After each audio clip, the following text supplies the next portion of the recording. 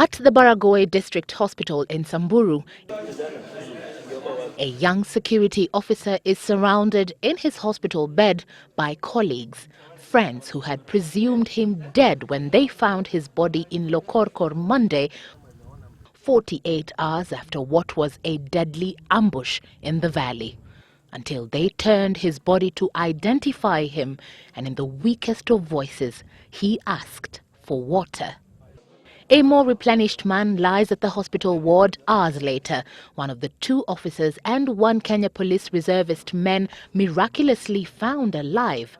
Their account on the incident helping piece together a tragedy that has so far only been described as death in the valley. Sisi tulifika huko kitu kama saa 4 hivi. Saa 4 ya mchana. Na attack ilikuwa saa ngapi? Vile tulifika hivi tu wakaanza kuataka us. 107 police officers and Kenya Police reservists had on Saturday been sent on a mission to recover 500 head of cattle stolen a few days ago.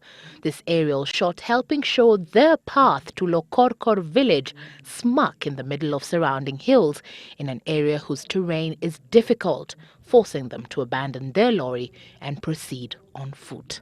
Ni kama walikuwa wametuona tukienda wakaataka us before tuwaone.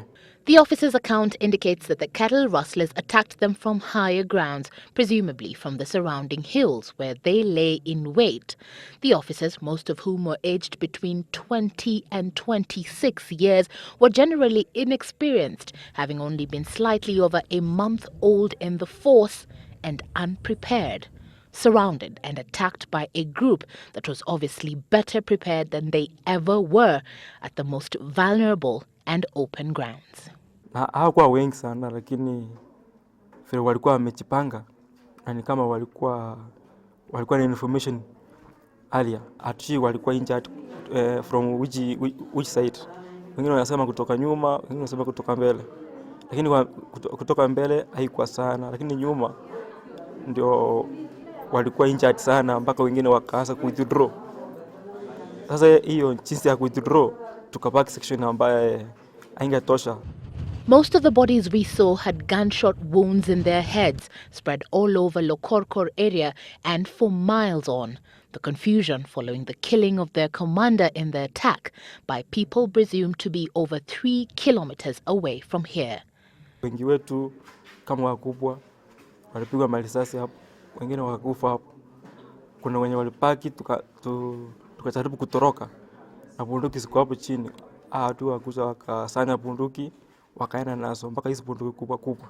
Some of the prevalent questions asked including why the bodies lay here 3 days after the ambush, only being airlifted Tuesday, and why an official number of those killed in the ambush hasn't been given, only fluctuating figures, especially since no records of the officers sent for the mission are available in any police station, including the Baragoi police station.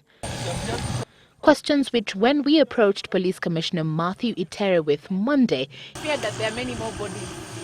Do you maybe have a brief of the missing police officers, those who are sent here or something? He refused to answer, having travelled to the scene with 2 choppers amidst a paralysed operation that saw bodies remain in the open for days because this chopper that was to transport them to Nairobi had developed mechanical problems Saturday.